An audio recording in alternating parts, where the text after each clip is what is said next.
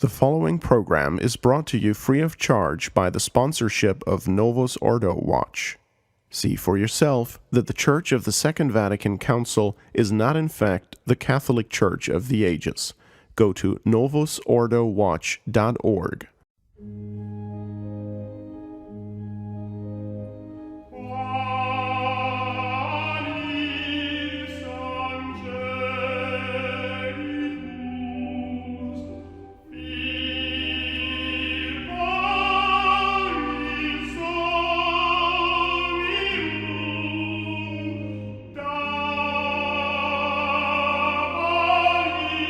Welcome to Restoration Radio. I am your host, Stephen Heiner. Tonight we are joined by His Excellency Bishop Donald Sanborn, Rector of Most Holy Trinity Seminary in Brooksville, Florida. And both His Excellency and I this morning were woken up by some interesting news. There was an announcement from the Vatican that Benedict XVI was turning in his resignation, giving his 2 weeks' notice. Today we're going to be talking about the implications of such a resignation, evaluate Benedict XVI's legacy and reign, and talk about what lies ahead. Before we do that, we'll tell you a little bit more about our show for those of you who've never heard us before. We are a show dedicated to discussing history, literature, theology, philosophy from a traditional Catholic viewpoint. Restoration Radio is underwritten by True Restoration Media, which has streaming downloads and interviews available at truerestorationmedia.com. While some of our costs are underwritten by True Restoration, we are genuinely dependent on donations from our many listeners who appreciate what we are trying to do with this apostolate. If you want to support our efforts, you can do so via PayPal by sending a donation to truerestoration@gmail.com. My guest tonight, Bishop Donald Sanborn, has been a priest and bishop for many years now, and he is in charge of guiding young men to the priesthood. And he heard the same, or at least, I don't know if you heard it on the radio or you read it in a text. How did you first hear about the news? I saw it on AP this morning. I always look at AP, and I was very surprised to see it. And it was, I guess it was a surprise for everybody because it seems that Benedict did not tell too many people about it and just sort of announced it in consistory with the other cardinals. I'm going to read briefly from that statement. Essentially, he just cited health reasons. I am well aware that this ministry, due to its essential spiritual nature, must be carried out not only with words and deeds, but no less with prayer and suffering. However, in today's world, subject to so many rapid changes and shaken by questions of deep relevance for the life of faith, in order to govern the bark of St. Peter and proclaim the gospel, both strength of mind and body are necessary, strength which in the last few months have deteriorated in me to the extent that I have had to recognize my incapacity to adequately fulfill the ministry entrusted to me. For this reason, and well aware of the seriousness of this act, with full freedom I declare that I renounce the ministry of Bishop of Rome, successor of St. Peter, entrusted to me by the cardinals on 19 April 2005, in such a way that as from 28 February 2013 at 8 o'clock, the See of Rome, the See of St. Peter will be vacant, and a conclave to elect the new Supreme Pontiff will have to be convoked by those whose competence it is. So, Your Excellency, when you saw this on AP and you heard this news, what was your initial reaction? I thought I was surprised at the suddenness of it, but I was not surprised at the fact of it. I could see it coming in the sense that he was looking a little tired, and he is 85, and he hinted at it in his book when he was interviewed that if ever comes the day when I think I can't function, that he would do this. So I wasn't bowled over by the news. It was somewhat sudden. That's all. But I somewhat expected it that it would happen fairly soon. Right, and I'm going to ask you a little bit more, Your Excellency, but we have a ton of calls in the queue already, and the listeners in our call queue will know that We are not going to take calls for the first 15 minutes of the show. We're going to be talking about some things to set us up for a conversation in which your questions can be inserted. So those of you who are on hold right now, you're welcome to continue to hold, but we won't get to your calls for another 15 minutes or so. So you're welcome to stay there on hold. You'll be able to listen to us live in the hold room, but otherwise, I'm not ignoring you. I see that, there's another 3 more calls that went in. Very popular, Your Excellency. We'll wait to get to your calls. I guess further, the follow-up to that question is, Your Excellency, a lot of people would say, well, why would you care whether someone you don't consider to be Pope is resigning? Does it matter to you? Yes, I mean, that's what I thought, obviously, that as far as I'm concerned, he never achieved the papacy. What he did achieve was an election to the papacy, but he never achieved the power and never achieved being a true pope because of his willingness and his firm will to promulgate and maintain Vatican II. The whole problem goes back to Vatican II, and as long as these post-Vatican II Pope-elects have this intention, we don't have a true Pope. So that should be clear right from the outset. So I was not terribly upset. If this had been Pius XII, it would have been a tremendous blow to me, but not for Benedict. So according to your thesis, Your Excellency, does that mean that someone could both be elected and also assume the papacy? I mean, it might be a slim to none chance, but is that something you foresee as possible? It is possible if these Pope-elects, that is, the ones that come out of a post-Vatican II conclave, they, in my view, receive a true designation to be Pope, something like a president-elect, but cannot achieve the power because they posit an obstacle to receiving the power, which is that they intend to promulgate and maintain all of the reforms of Vatican II. It would be something like this, as if a new president elected in 2016 in November refused to take the oath of office in January, or said, I will impose a different constitution on the United States, and I take an oath to that new and different constitution. If he said that, he would not become the President of the United States, yet he would remain a President-elect until such time as that would be legally removed from him. And this is the case of these post-Vatican II popes, in quotation marks, that they achieve a legitimate election but not a true possession of power. Now, if they remove the obstacle, then yes, they could become the Pope. That is the position that I take. That they are in a position to become the Pope, but they are not true popes. Well, we've had anti-popes in the past. We've had false papal claimants, but we've also actually had papal resignations. When you've had an institution as old as the Church is, almost everything has happened, and so we have had popes resign before, or at least papal, in some cases, anti-popes have resigned as well, claimants to the papacy. Mm-hmm. So the last one we had prior to this was almost 1,000 years ago, Pope Gregory XII, mm-hmm. and that was also during actually quite a time of confusion. You refer, Your Excellency, to the fact that this man is not Pope, but not everybody knows that. Not everybody has been brought to the knowledge of that. In the same context with Gregory XII, there certainly was no internet or email back then, so he resigned when there was a lot of confusion about papacy. Can you talk about how that resignation is different from this resignation? If I recall, that's the one that resigned in the 11th century after it had been proven that he essentially bought the papacy by getting Benedict XIX, I think it was. I'm a little bit off. I could be off on some of the numbers. But another Benedict to resign because he was so horrible. He had been appointed by some strong men at 20 years old, and he was debauched, and he had everything wrong with him. And then this other individual gave him, it says, large gifts. to resign from the papacy, and I believe that was Gregory XII. And then Gregory XII, resigned because of that accusation of simony. Now, that was the awful 11th century for the papacy. It was one of the worst, probably the worst time for the papacy.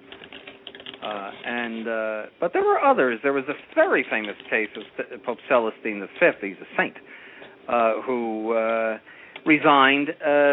The authors say because he made a mess of it.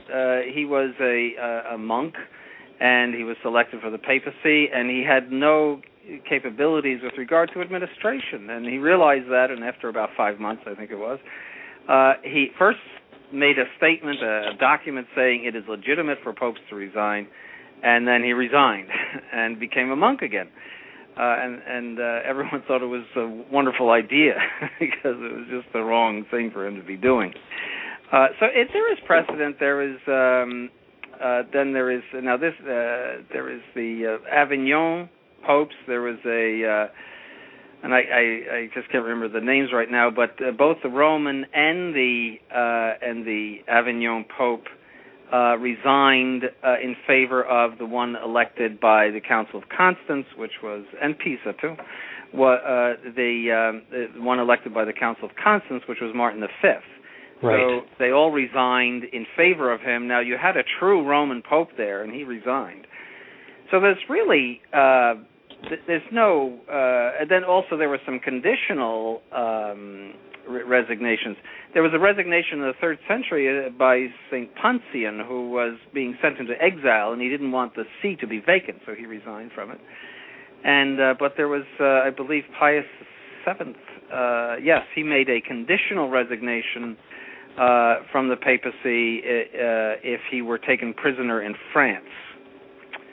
And there was talk even that Pius XII made a similar conditional resignation if he had been taken prisoner by the Nazis. So, it's something unusual for us, but there is really no problem in it from the legal point of view. There's no offense to theology or law in it.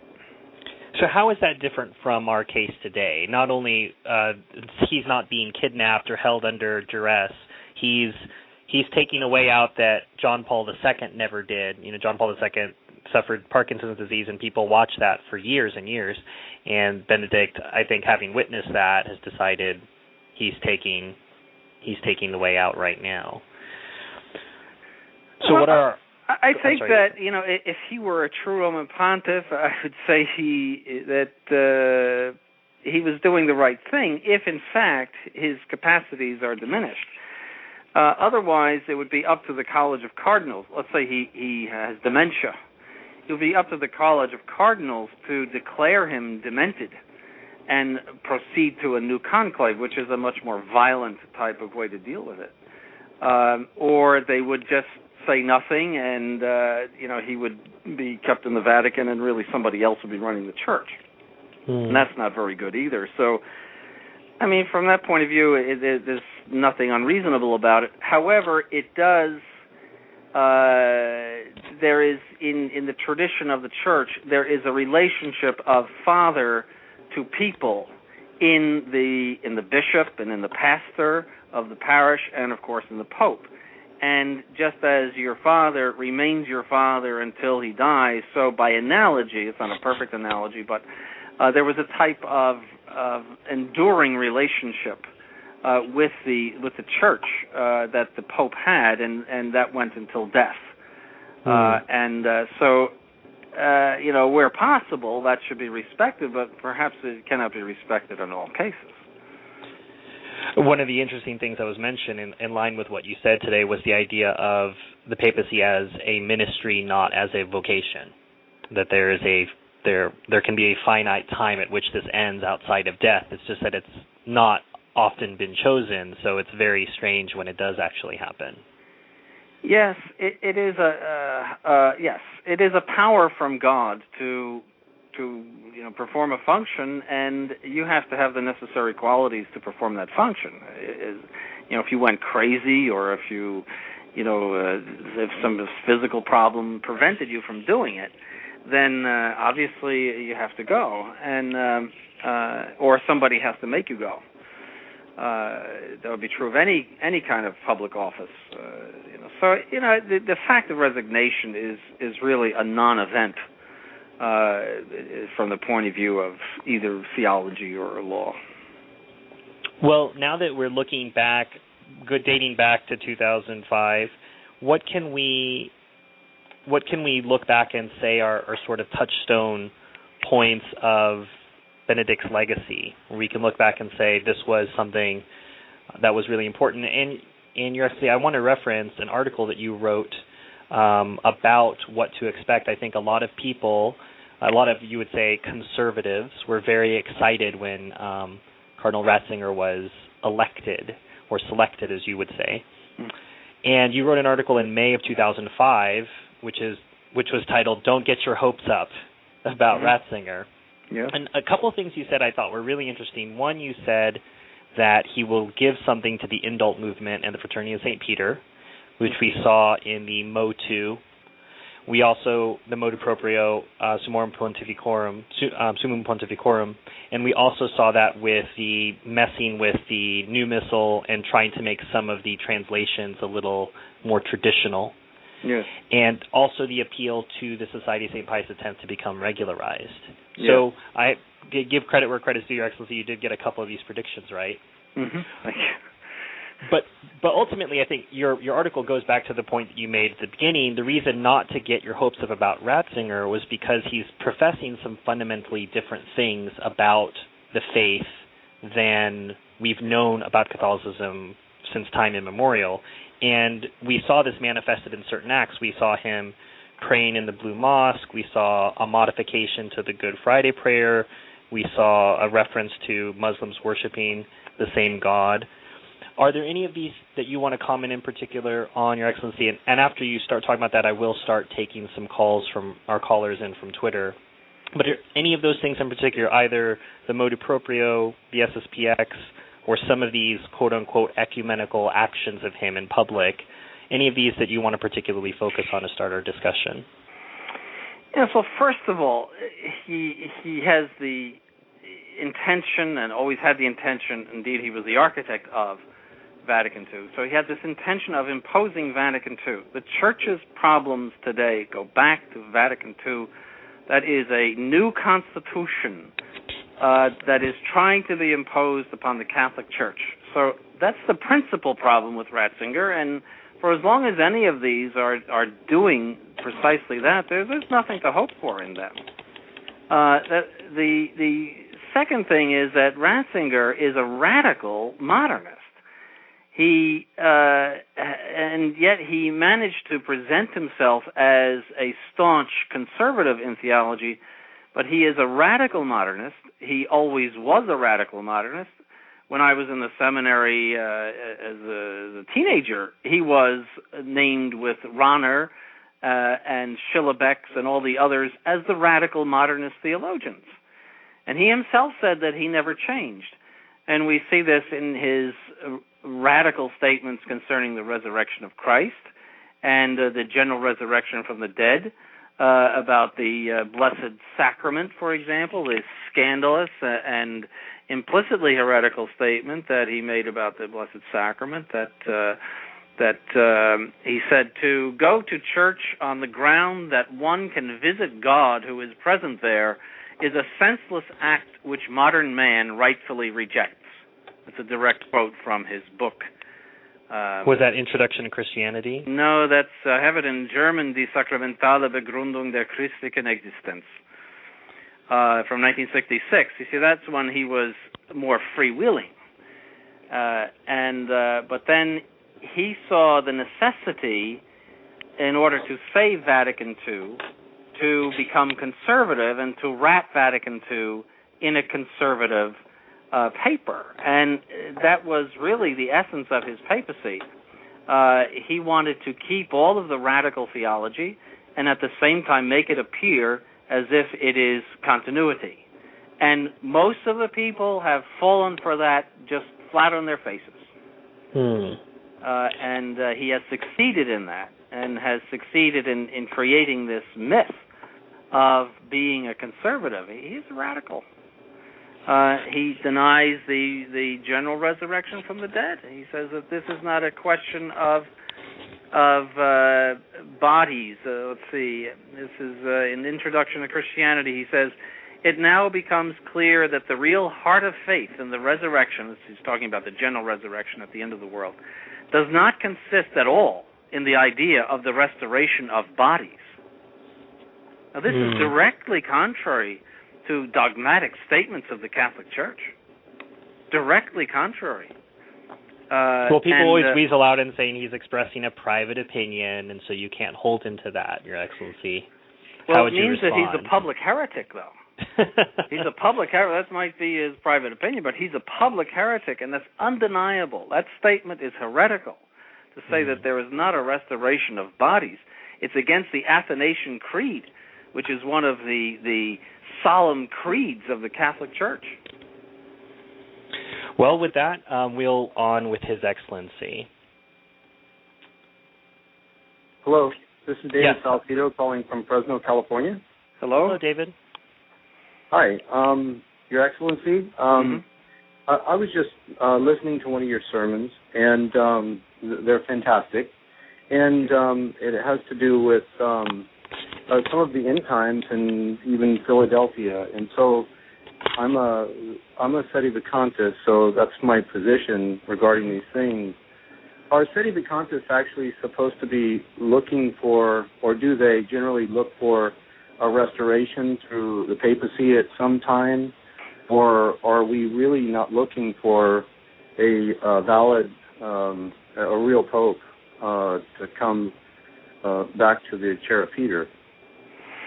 Well, of course, in principle we are. I mean, we don't know the providence of God, but in principle we are always hoping for a pope. You could not be Catholic and not hope for a pope and look forward to a pope. But we don't know. I mean, the church, by a miracle of God, could be turned around and order restored by a miracle of grace, and that's the only thing that will do it. Or this may be the beginning of the end times, in which we see a tremendous loss of faith, and where the number of faithful will be reduced to a very small number. And as Cardinal P. said in the 19th century, the practice of the faith will be something that will happen in the privacy of homes. We don't know. What we do know is that Vatican II has given us a false religion in our Catholic institutions, and that if we are to be faithful to our baptismal promises, we must resist them and reject them. That's clear. The rest is up to God, and yes, of course, every sedevacantist that I know would hope for a restoration of order, and that would come from the election of a truly Catholic Pope. Does that answer your question, David? Yes, thank you, Your Excellency, and thank you for a great show. Thank you. God bless you. Thank you. Thanks for calling. All right. The next caller in queue is calling from Colorado, and I will put you on. You are live with His Excellency on Restoration Radio. Hello. Hello. Yes. Yes, my name is Michael. I'm calling from Harper's Ferry. I have a question not directly related to Benedict XVI, but rather some other recent news, namely that of the splinter group, the Society of St. Pius X of the quote-unquote strict observance. In their departure from the rest of the SSPX, Bishop Sanborn, then Father Sanborn, wrote a great article on that in 1991 called Resistance and Indefectibility. And given that he wrote it, I was curious to know what he thought about this recent development and if it would lead to any good or not really any change. In other words, the splinter group would discontinue the previous position of the SSPX while Bishop Soleil worked on merging back into the new disorder. Yeah, that's a good question. Each side is seeing itself as the continuation of the true spirit of Archbishop Lefebvre. And in my opinion, neither side is. Because Archbishop Lefebvre was someone in his whole career, and this is not to detract from his great virtues and courage and faith and piety, But on the theology of what to do about the Novus Ordo, he flip-flopped and zigzagged constantly. So the only way to stay in that group and to conform was to flip-flop and zigzag with him. So as a result of this flip-flopping and zigzagging, he created a whole school of thought that was resistant to Vatican II and condemning of Vatican II and the Vatican II hierarchy. And then a whole other school of thought which is to make peace with the Vatican II and the Vatican II hierarchy. So to me, the true followers of Archbishop Lefebvre would be a group that would continue to flip-flop, but not one that is following either one line or the other line of Archbishop Lefebvre. So that said, my feelings about what is happening now and the priests breaking off, I don't see them as organizing into anything significant. I think that each one will go his own way and perhaps be in relation with the others, an informal relation with the others. But I think they're too spread out, and they would need a whole new formation. And they also are continuing the same old line that on the one hand, the new religion is evil and rotten and false. On the other hand, those who promulgate it are the true hierarchy of the Catholic Church. And that doesn't make any sense. And it never will make any sense. And the actual split now, where you have sort of the liberals and conservatives, shows that it doesn't make any sense, because only one or the other side makes sense. In other words, there is a logical line that says hook back up with the Novus Ordo. There's a logical line that says reject the Novus Ordo. But they're continuing that impossible position, and I think that they will have the same kind of problems. Until they reject the Novus Ordo hierarchy as the Catholic hierarchy, they will hold out to any seminarians that they may attract the idea of reconciling with the Catholic, what they consider to be the Catholic hierarchy. There's a gravitational pull from on the part of the Catholic toward the hierarchy of the Catholic Church. And if you say to a young seminarian, these people are the popes and the cardinals and the bishops, and they all have power from Christ to rule the Church, well, what do you expect? People will say, well, we better get regularized with these people if they have the power of Christ. That's the only logical thing to do.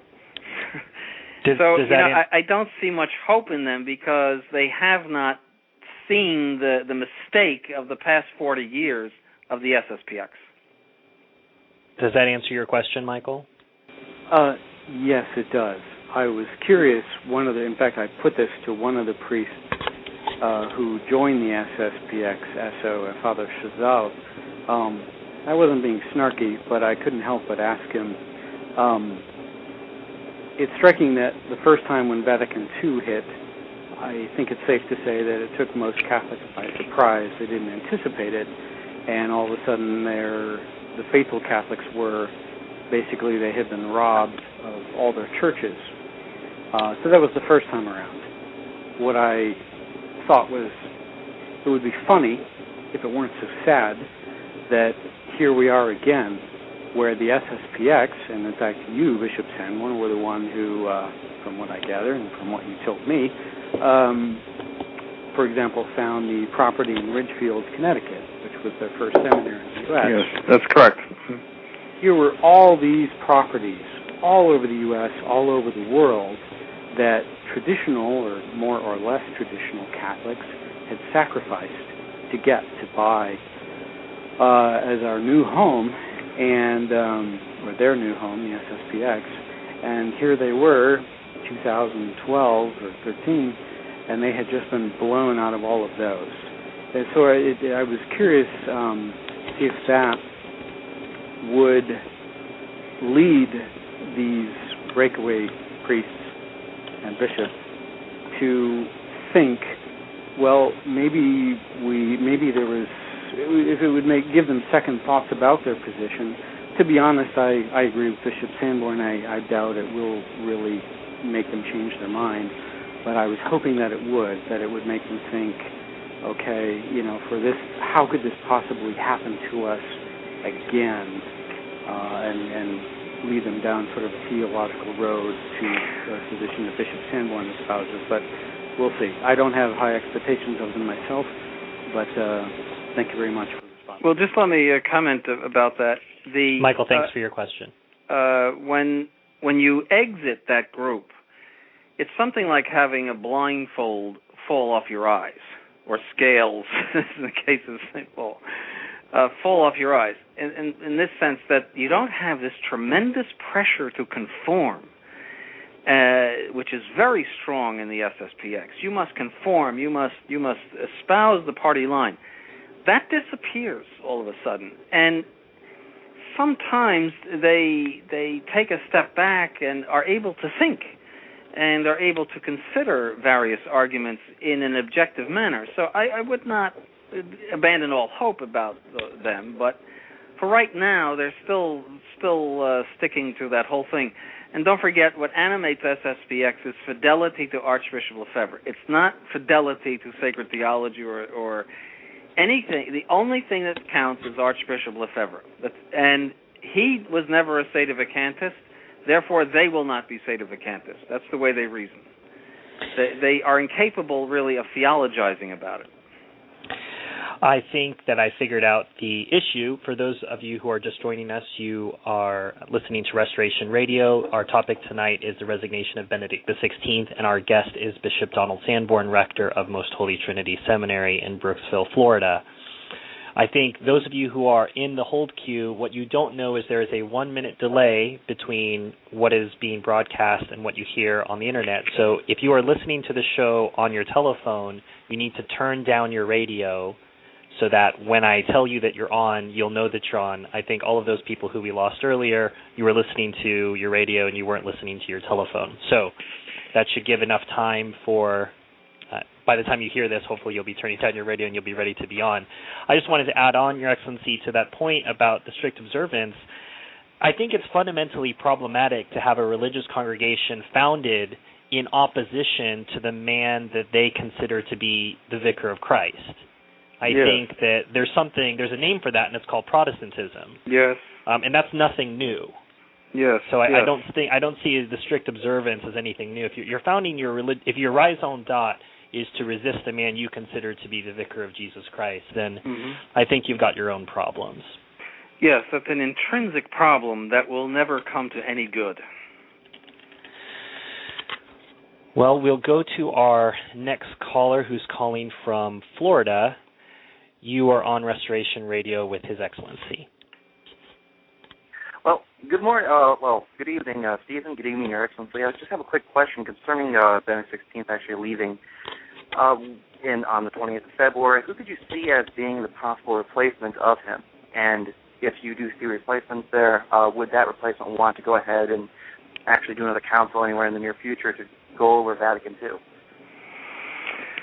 Oh, I think it's wide open. There's a lot of papabilis being mentioned. I think it's wide open. I think that there is a lot of polarization in the hierarchy, especially among the bishops, if not among the cardinals.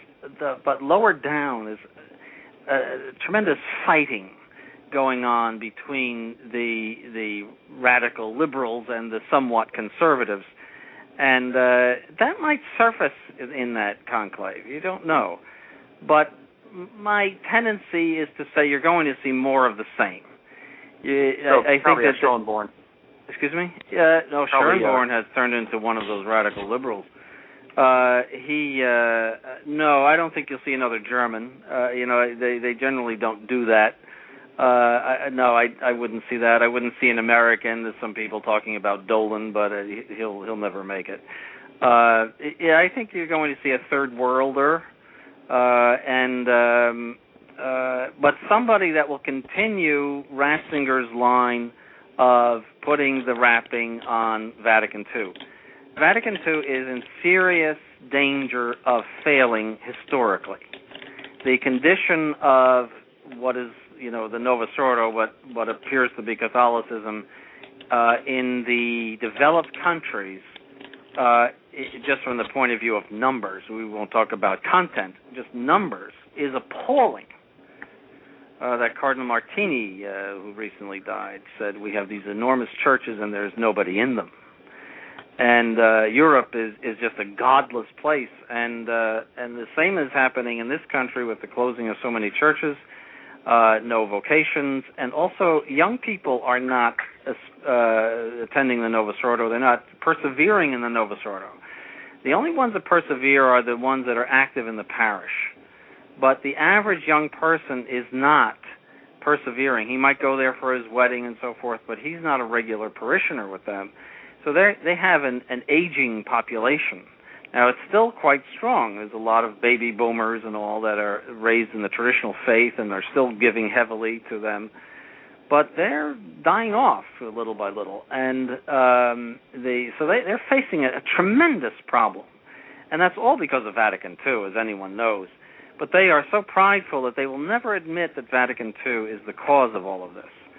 And so they want to promote Vatican II all the more. So, but at the same time, they have to make it palatable for people who have some vestiges of the Catholic faith. And so I think you'll see the same, in my opinion, as somebody that is known as an arch conservative, when in fact he's just a liberal, but perhaps a little less liberal than somebody else. But the fundamental liberalism or modernism is Vatican II, and that's the problem. And the other thing is that you can't give what you haven't got. That conclave doesn't have anybody that's worthwhile in it, not a single person. So whatever they come up with, they don't necessarily have to go with a cardinal. They can elect anybody they want, but most likely it's a cardinal, and I think you'll just see more of the same. Does that answer your question? No, it does. It does. Thank you very much, and thank you, Your Excellency. Thank you. Restoration Radio with His Excellency Bishop Sanborn. Do you have a question?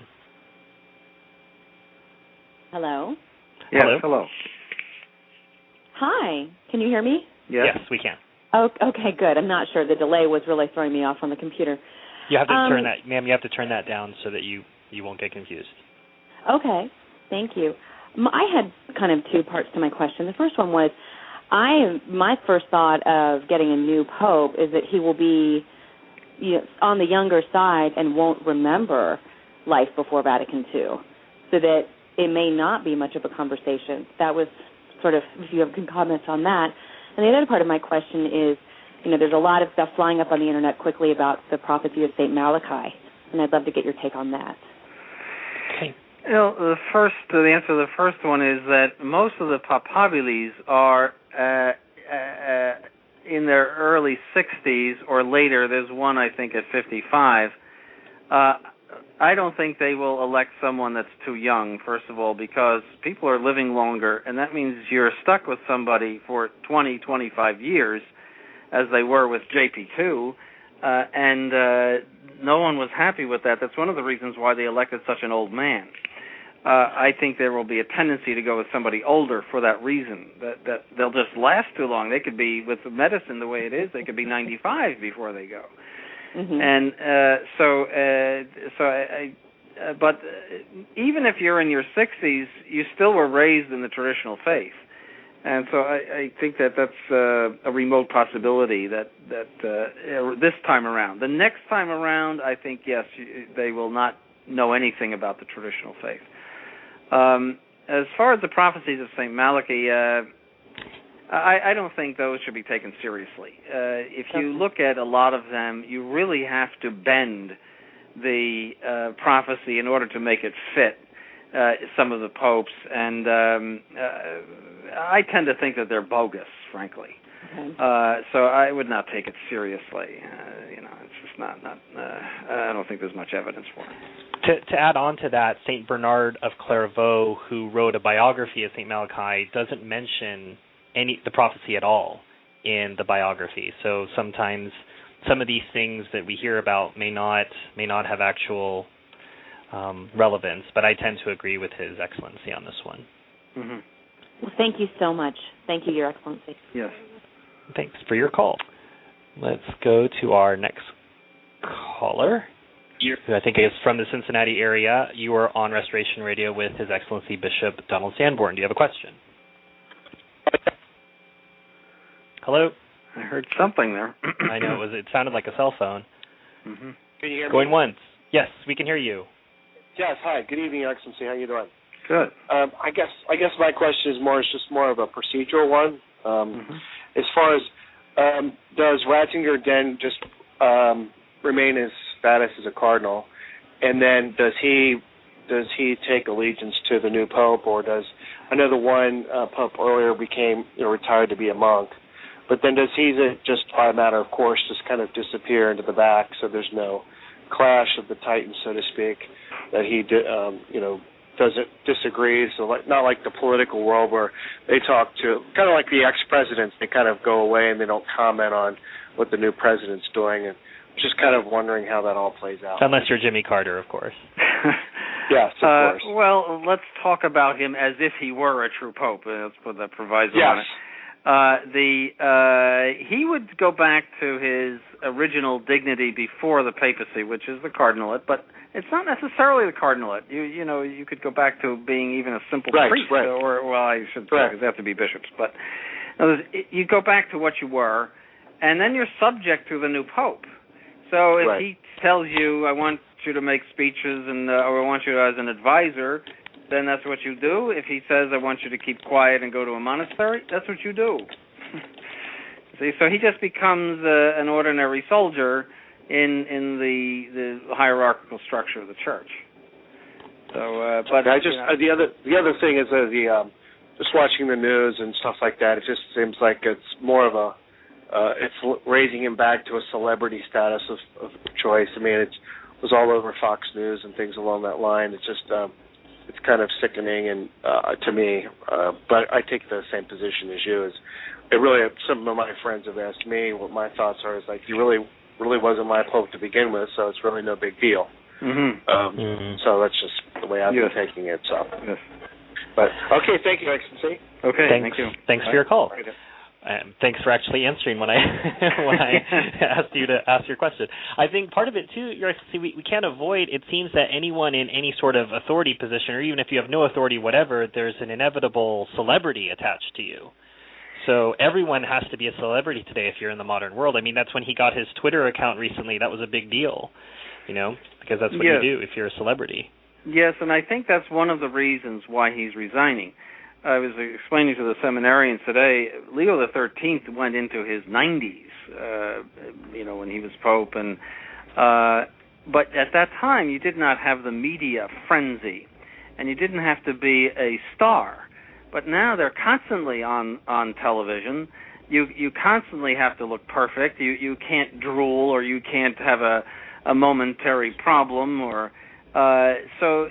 The demands, and again, I'm speaking about them as if they were real popes. They're not, but, in that presumption, the demands on the modern papacy would be much greater than they were, say, 100 years ago. Sure.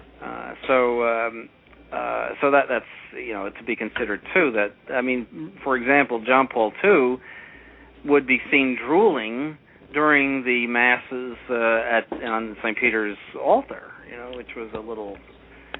he couldn't help it, but right on the camera there, he was drooling, and he did not make a good presence on the screen. So there's a certain consideration of that too. For those of you who are just joining us, you're listening to Restoration Radio. Our guest today is His Excellency Bishop Donald Sanborn, and we're discussing the resignation of Benedict XVI. We are going to go to our next caller, who hopefully will answer when he is called. We have some some scriptural verse maybe to invoke our. You are on Restoration Radio with His Excellency. Do you have a question? Yes. Can you hear me? Yes. Go ahead. I just wanted to make a few comments. I really don't think that this is. I think that Catholics make this more difficult than what it really is, because God has left a deposit of faith here for all intellects, be it however smart people may be. Just a simple catechism could prove to us what is going on here just by the 4 marks of the church. It has to be one, holy, Catholic, and apostolic. Mm-hmm. And that we have to obey lawful authority, which Christ left here in the apostolicity of the church. And so this man Ratzinger, if the Holy Ghost dwells in him, he would not be able to be a public heretic. So just that in itself is proof that he is not a canonically elected pope. Mm-hmm. And so where do you look for this lawful authority? It would have to be in the apostles somewhere. Somewhere in this world there's true apostles left, because Christ promised the Holy Ghost to be with the bishops. Well, you're talking to one right now. He's on with you. Sure. I just wanted to make some comments, and I think that everyone having different positions isn't being Catholic, because there's only one position, and that is to be a Roman Catholic. People cannot hold different positions and different beliefs and worship and give worship pleasing to God. If Prophet Daniel says the learned will understand, in these last days, and he also mentions that some of the learned shall fall. So it's just I really don't think it's that difficult. It's just, will the church resurrect? Sure, it will, when Christ returns and destroys Rome. The city where the apostasy is, the head of the church is supposed to be. According to Cardinal Manning in his book that he wrote, about the great apostasy, or the current crisis of the Holy See, he mentions that the fathers of the church, especially said that Rome shall apostatize from the faith, and Christ will return and correct the problem. So when you have, the hierarchy, or how can the hierarchy elect a lawful pope whenever they're heretics themselves? So, that's just, I believe that's the Catholic position, and we just have to suffer this cross. And that's about all I have to say. Well, Thank you very much. Appreciate your comments.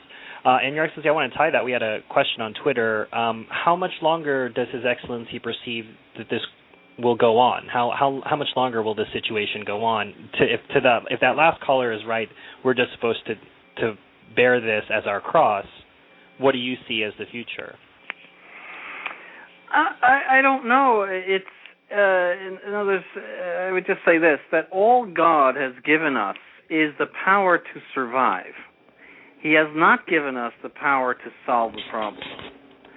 So we have bishops, we have priests, we have seminaries and religious life and schools.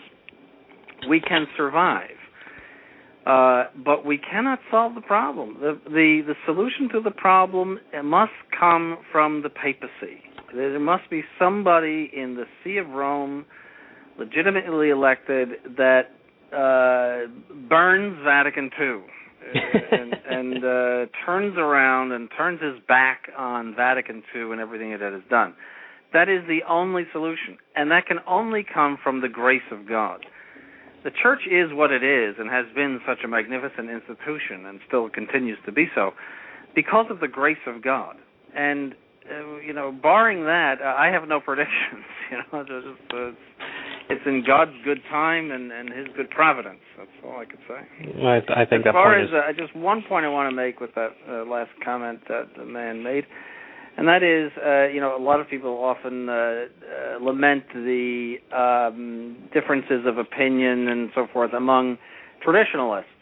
And yes, that to a certain extent that is lamentable. But two things: one is it is a sign of their Catholicism, inasmuch as Catholics will only listen to the Pope to solve their theological disputes.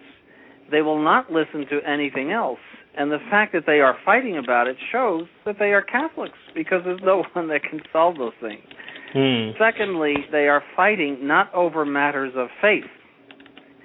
They are fighting over theological conclusions and moral questions and what to do about the problem. But we all agree on matters of faith. I mean, I can think of all of the different groups and flavors and so forth. We all agree on matters of faith. And there is a true unity of faith among those who have resisted. But where they are fighting is in things that are not determined by the church and questions that come up as a result of this unforeseen problem. It's a normal, if unfortunate, thing. Well, those of you who are just joining us, you are listening to Restoration Radio. I'm your host, Stephen Heiner of True Restoration, and with me today is His Excellency Bishop Donald Sanborn, who's been just answering all sorts of questions today, some from phantom callers who haven't been able to get in. Those of you who are in the caller queue, I see we keep getting new listeners every time I'm taking a look at our show count. So if you are listening to our show on your computer, please turn down the volume. Just listen to the show in your telephone, and that way when you get called to be on, you'll know, and I won't accidentally hang up on you. So I'll go to our next caller. You are on Restoration Radio with... But my question, if Benedict XVI is currently doing this, is there a motive of operation? Is this the modernist way of diluting or polluting the papacy and making it this is a person that works in a factory with a retirement, and any scandal that comes up, it's easy for them to back out of, and this is going to be common cause for the upcoming papacy for them to simply ignore the responsibilities and duties to God, and they can just back out of it. Is that one of the motives, or is there a serious scandal that he's trying to avoid, or what is the motive beyond? People aren't tired just to give up on things like that.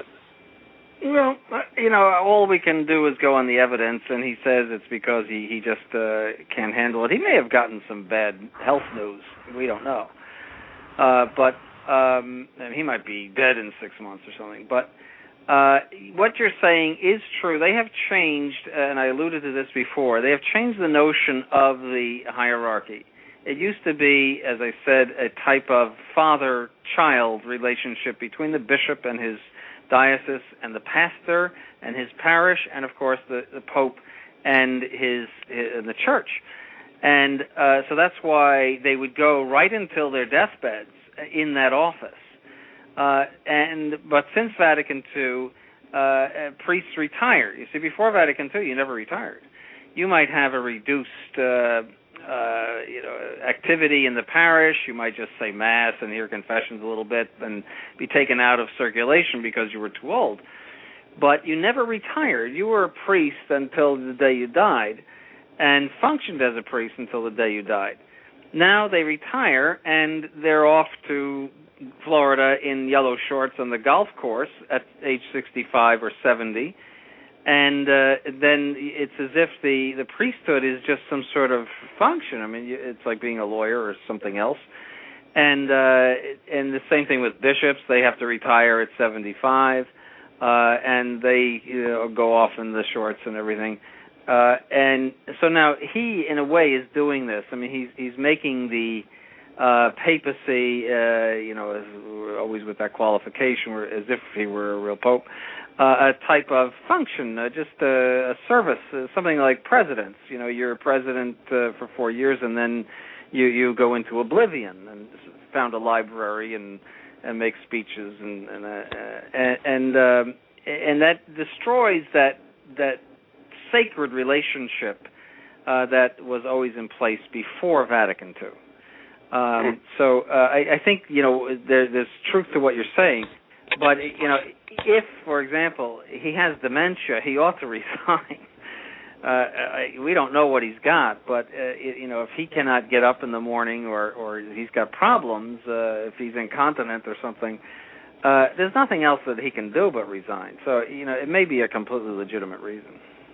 Has there been cases in the past that dementia has been so severe that the Pope hasn't even been for 3 or 4 years? No one even seen them, and they were just basically a puppet to somebody else. And is that a precedent in any other case, or is it just always been guarded by the Holy Ghost that these people have been in good health till death? Or what do we have here? I don't know of any case. I don't know of any case in history. But don't forget that people died a lot earlier, before modern medicine, and they died in better shape. See, modern medicine will keep your organs going, but it may not keep your mind going. So that's why nursing homes are being filled up and assisted living places, because people are still alive. Their hearts are still going with all sorts of medicine and machines and whatnot.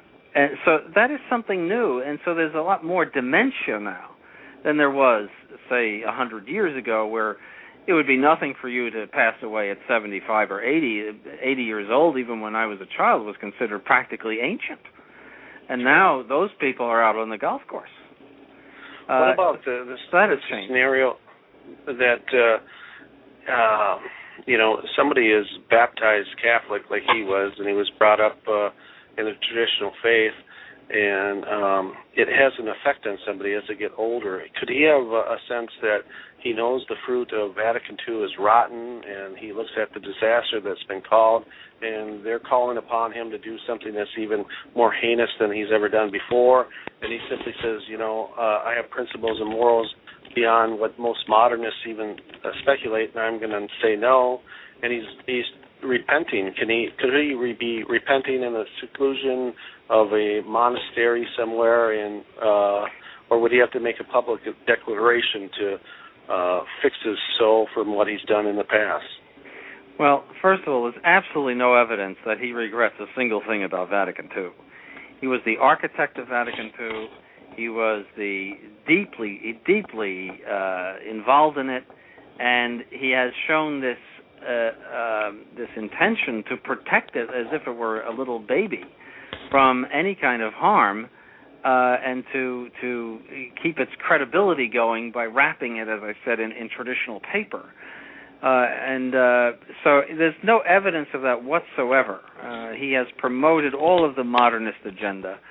And sure, anyone can do penance, but he would have to do a public penance in order to correct what he's done. But don't hold your breath. I mean, there's no evidence at all that he regrets anything. So beyond the medical evidence that hasn't been disclosed, is it just a matter of vanity that the modern world doesn't want to see him drooling, and we want a pope that's vigorous, and he's just not the rock star that John Paul II is? Or what is this precedent cause here? What's the this is modernism at its best, but what does it summarize? I think that it should be taken at face value, that he says he's too old, both mentally and physically. He can't do it. He has to resign. I don't go beyond that. I don't think there's anything more that at least we can say about it. There's no evidence for anything beyond that, and I think we should just take it as that. And last question, dealing with, you said that till we get a restoration of the papacy and somebody to bring us back to Christ, how do we know that? Are we going to count on you, or what things are necessary for us to say? Is he going to have to do a about turn with Vatican II and all the things in doctrine, or what would be necessary to say, hey, well, like this new conclave, is he then the Pope the second that he's elected, but then we decide he's not, or at what point? No. If he intends to keep the Vatican II program going, he doesn't achieve the papacy. It posits an obstacle. As I said, it would be something like a president-elect going to Washington and saying, I don't support or uphold the Constitution of the United States from 1789. I intend to impose a new Constitution on the United States, and I will swear to that. Now, if he did that, the whole country would say, oh, that man is not the president. He didn't swear to uphold the Constitution. So the same is true of these popes or these pope-elects.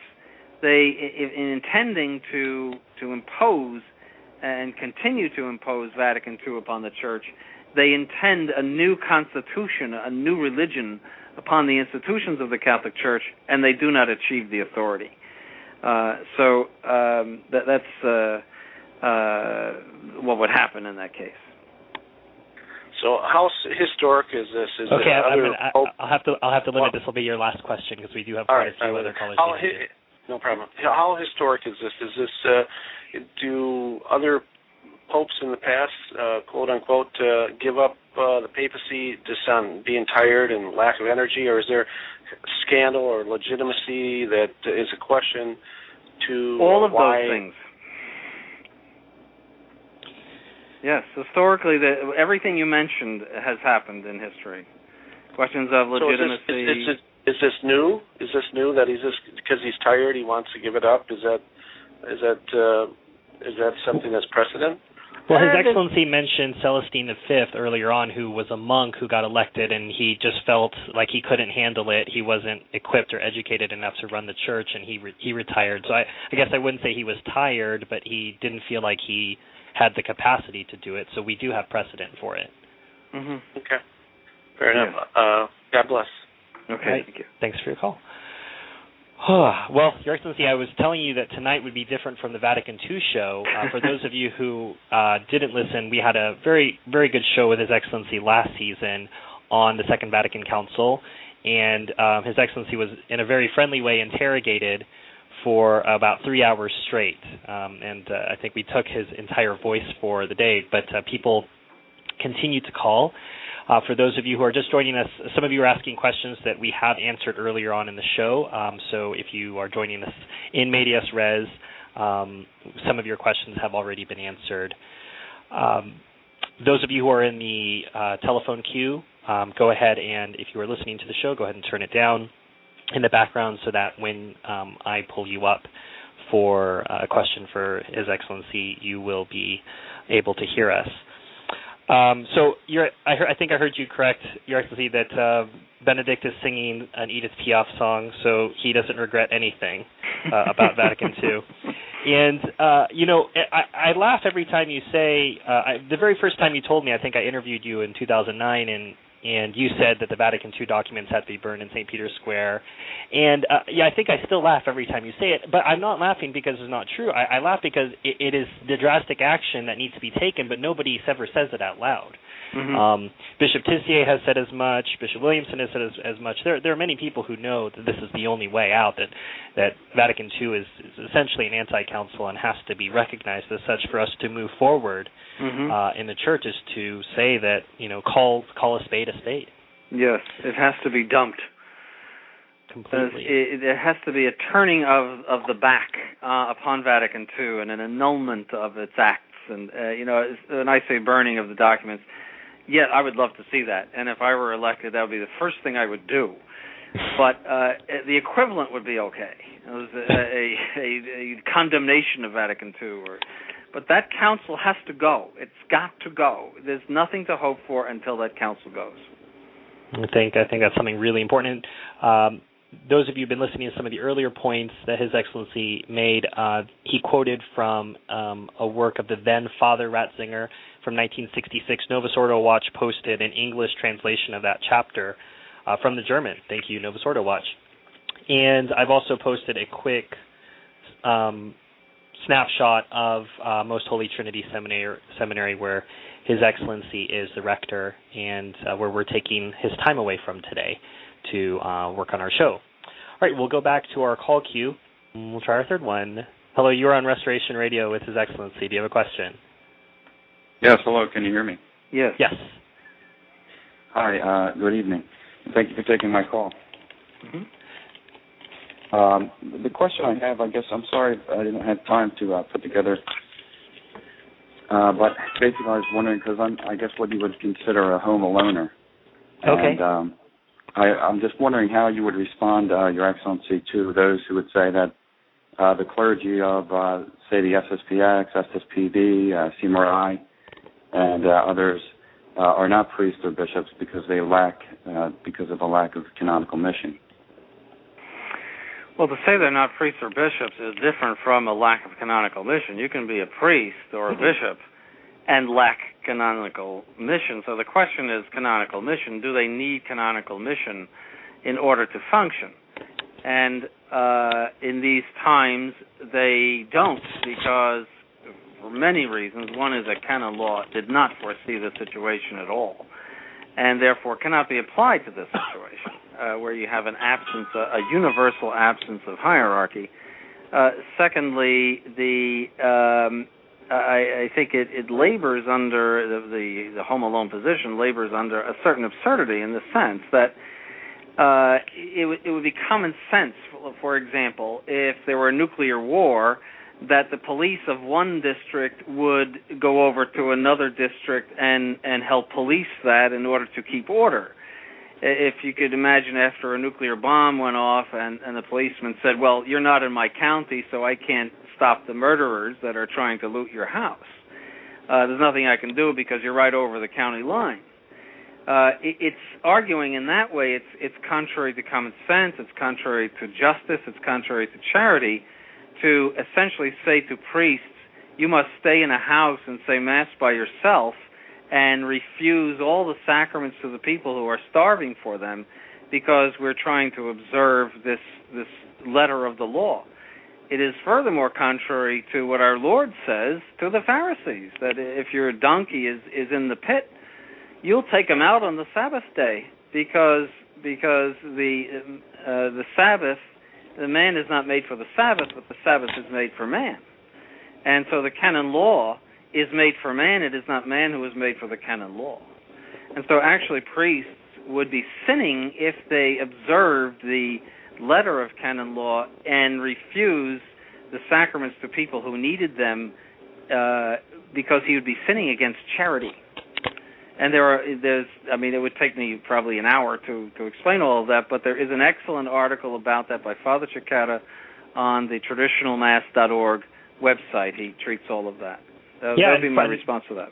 Yeah, and Father Cicada is on the phone with us. Father, did His Excellency miss any of those points there? Is there anything you want to add? No, I give him an A+ on that. You always give a bishop an A+, and that's not in the Code of Canon Law. No, I would just. Good evening, Your Excellency. Hello. How are you? Okay, I would just like to add this to the caller that I understand certainly the perplexity of people who see all of these different church laws and are worried that they're not being observed. The important thing, though, to keep in mind is something that Bishop Sanborn did raise, that I think there's the tendency to look at the issue of observing all of these canonical niceties from the wrong perspective. The priest actually does have an obligation to save souls, to administer the sacraments. And you will find writers and commentators on the Code of Canon Law and on sacramental moral theology who will say that, well, when the priests are lacking who actually have what you would call a formal canonical mission, and the authors speak in times of, let's say, persecution or war, those priests who do not have that canonical mission actually have an obligation in virtue of charity and in virtue of their ordination to go ahead and to administer the sacraments to people who need them. So I would say that it's how you look at it, and I'd encourage you to change your perspective and look at it maybe from that point of view. I appreciate that. Thank you very much. Thanks for your call. I'm sure the gentleman did not expect the Father Cicada to join in the middle of his question, but Father Cicada was nicer than I was.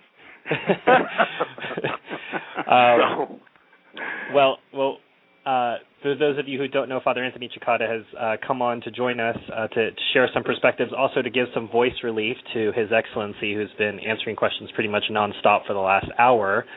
Father, have you been listening to the show? Yes, I have. Yes. Any perspectives that you want to share? Any points of reflection that you think are relevant? Well, I think that Bishop Sanborn's conclusion from looking at these recent events is fundamentally correct on the point that Ratzinger, Benedict XVI, has given us really what the whole story is. In other words, that he feels that he simply cannot go on doing what he's been doing. So I would agree with that. The other thing that I think is important to consider is that there is this consequence that Bishop Sanborn talks about, that it's like resigning from just a plain old job.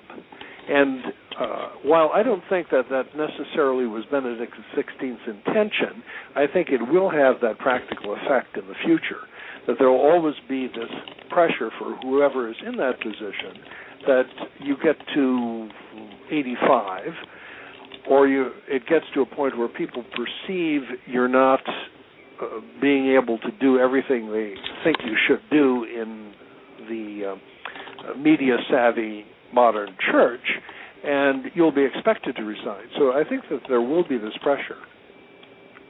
And I think it's a consequence of that, perhaps an unintended consequence. It also seems he's excluded himself from the conclave. I think that news broke earlier today, that he won't be. That would be sort of an interesting position, wouldn't it be? You'd sort of still be the de facto person that everyone would look to in the conclave. So I think he's sort of solving that by getting out. Well, he's overage in any case. Yeah, he's already removed his right to vote anyway.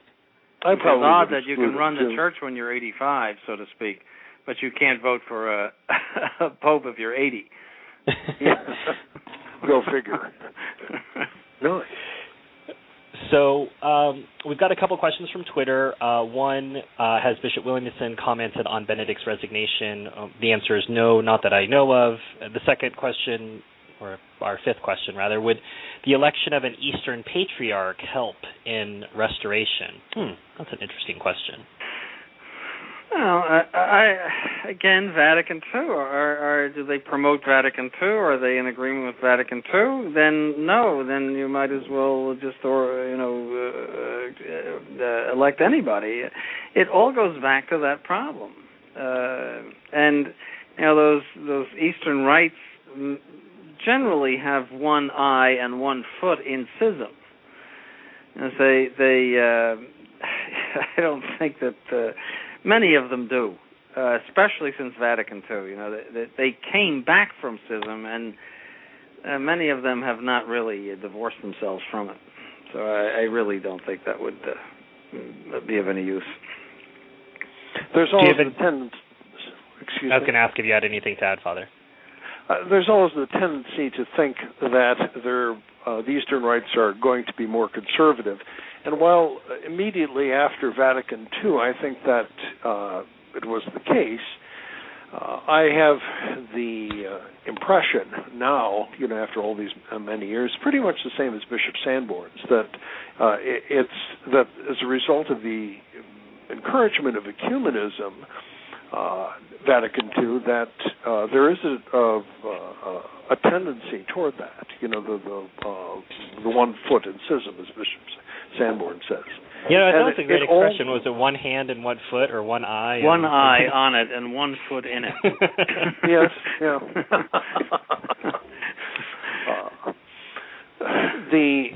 But it does go back. It all goes back to the problem of Vatican II, and as they would say in modern recovery language, they are still in deep denial about it. It is. You have this terrible mess in the church that occurs immediately after Vatican II, and all of these terrible problems and all of these defections, and you still have to maintain Vatican II and say that there's absolutely nothing wrong with it, that it was perhaps it was misinterpreted. Well, who brought it home and put it into practice? It was the bishops who passed the decrees of Vatican II, and we saw everything we saw everything go downhill from there, and everything fall apart. And they continue to deny that there's any cause and effect relationship. They say it's a post hoc ergo propter hoc, that merely because Vatican II happened before all of these awful things happened in the church, that there's no causal relationship. And they try to blame it on sociology or the revolution in the 60s and so on. But it's a religious problem that has religious cause. And they're the ones who caused it, those who advocated Vatican II. I'd like to add, too, that in all of those discussions with the SSPX, the Vatican is always saying, there is no contradiction between the traditional faith and Vatican II, and that there is an interpretation of Vatican II that is continuous and in conformity with tradition. And it's like a unicorn. Well, where is it? Would you please tell us how to solve the contradiction between quanta cura and religious liberty? Could you please tell us? But they just constantly repeat the same thing without ever giving a solution. I mean, supposedly we look to Rome. I mean, if they were the true representatives of Christ, they look to Rome to solve theological problems and disputes. I mean, why do you have the authority of the Pope? But they never give a solution, because there is no solution. That's why they don't give it. But they constantly insist that this solution exists somewhere. And it's not only hard-headed Sedevacantists who pointed that out, but that was the point of Gherardini, Monsignor Gherardini, who was a fully paid-up member of the Vatican II Church and canon of St. Peter's and a conservative theologian of what was called the Roman School. That he wrote a book saying that, in effect, we're always being told that there's continuity, and that the Pope is telling us that we have to maintain there is continuity, but no one can show us where it is. Mm-hmm. Yes, which shows, I think, their insincerity. Yes. Well, yeah, and your allusion to the unicorn, it would have to be a unicorn and not a unicorn at the same time. That would be the most apt, and it's a non-unicorn unicorn. And to your point, you're actually about 1 foot and 1 eye. And schism, interestingly enough, back in my Roman ROAMIN Catholic days, I was at the Byzantine Rite, and I think it was shortly after some accord was signed, recognizing that the Roman Church was always wrong about something.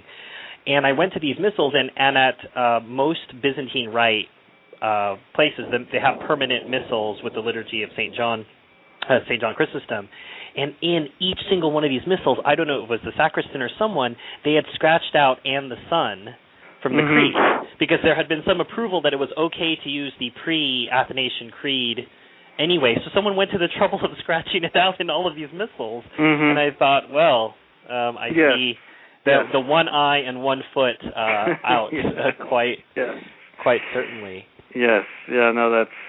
well, don't forget they all came back from schism. You could say, they were all originally Catholic, but all of those Eastern rites are refugees from one of those schismatic sects. And so their roots are there. All right, we'll go back to our call queue. If I announce the state of the caller before, maybe the caller will know. So the next caller is calling from the state of Maine. My name is from Lobsterland. Hello, you're on Restoration Radio. Hello, my name is Betty Ann, and I'm from Maine. Hi, Betty Ann. Hi. I'm. Good evening.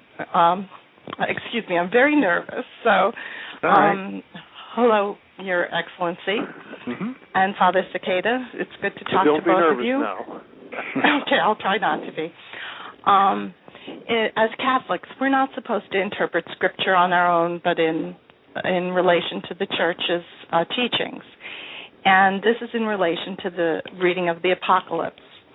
We as Catholics are to live our lives as if it were each day was our last. And would it be wise for us in reading the Apocalypse that we should recognize some of these signs as prophecies pertaining to our time, or are we unwise in doing that? It's very dangerous. St. Jerome said of the Apocalypse that every word is a symbol. And the Church itself has not interpreted the Apocalypse, maybe for a few exceptions, some verses. It has applied some verses in the sacred liturgy, and perhaps here and there it has quoted it in dogmatic statements. But for the most part, what St. John is predicting there and is obscure, and there have been many attempts to interpret it, and some of them, some passages are clearer than others. Those referring to the Antichrist are quite clear.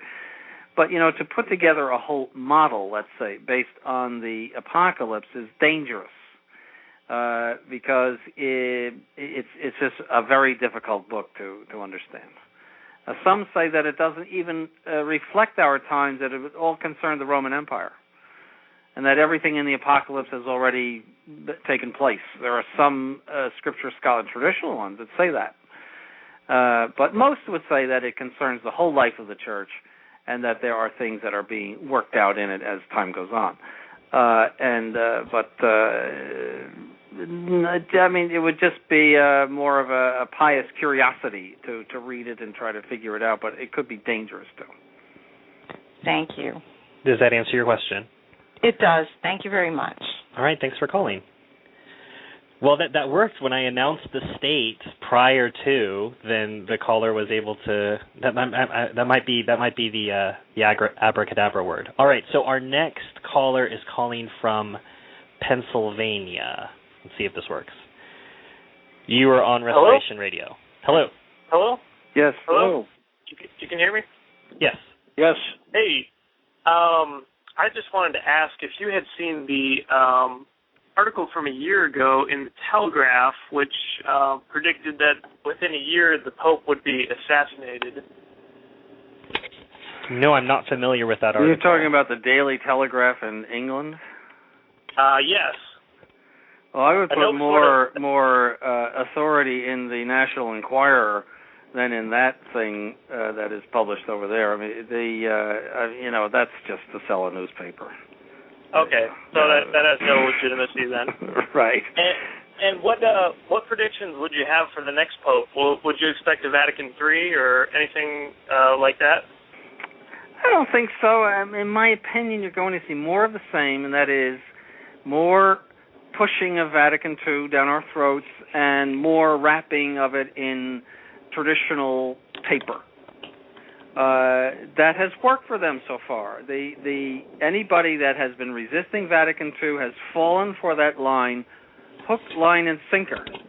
And they are very successful in bringing around any kind of resistance with that. And I think their bigger problem is how to deal with the radical liberals. I mean, there's a whole section of them that would like to see a complete transformation of Catholicism far beyond what you've seen so far. And there's a significant amount of bishops that way. And but I do think that they will just continue the same line. That's my opinion. But, who knows? Who knows? Okay, and I don't know if you already answered this question, but do you have any idea who you think the successor will be or who the prime candidates are?